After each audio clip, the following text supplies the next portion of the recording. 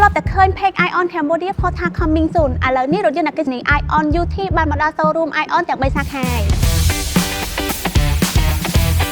ធម្មតាតម្លៃ 20,000 ស្តើងហើយបងនឹងទទួលបានរថយន្តអគ្គិសនីមួយដ៏ខ្ជូលទៅផ្ទះវិញហ្មងឃើញរូបរាងខ្ជូលចឹងហើយណាប៉ុន្តែសាកមកពេញជាបានរហូតដល់420គីឡូតែសំខាន់ណាបងបើសិនជាជីត្រឹមធ្វើការនៅក្នុងក្រុងអត់មានអីត្រូវបារម្ភទេទៅតាមខេត្តក៏អត់មានអីបារម្ភដែរ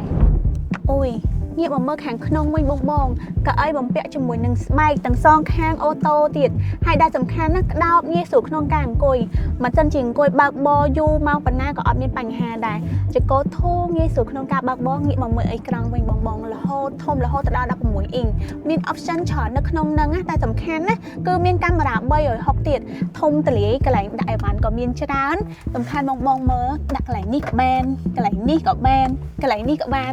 ដាក់កន្លែងនេះក៏បានទៀតហើយងាកមកមើលខាងលើវិញ TikTok កំពុងតែ trend ថតពីលើកញ្ចក់មែនទេជាមួយនឹង Ion UT វិញគឺ on trend តែម្ដងបងថតពីលើក៏បានចូលចិត្តមើល view គឺអូខេហ្មង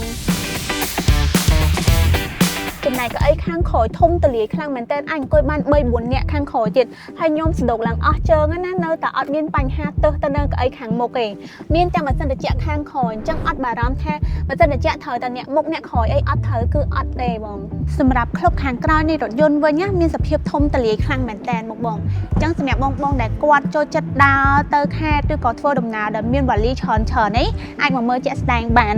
បងនេះហាក់មាន2កលៈអញ្ចឹងបើសិនជាដាក់អីវ៉ាន់ធំក៏អាចដាក់បានដែរវ៉ាលី2-3ក៏អត់បញ្ហាដែរហើយព័ត៌មានពី page ច្រើនដែរត្រូវអត់បងឥឡូវនេះមីគីចង់នាំអារម្មណ៍បងមកបើកបរសាកល្បងជាមួយនឹងរថយន្ត Ion UT វិញម្ដងទទួលបានអារម្មណ៍កាន់តែពិសេសហើយនឹងទទួលបានព័ត៌មានលម្អិតទៀតអញ្ចឹងកុំភ្លេចមក showroom Ion ទាំងអស់គ្នា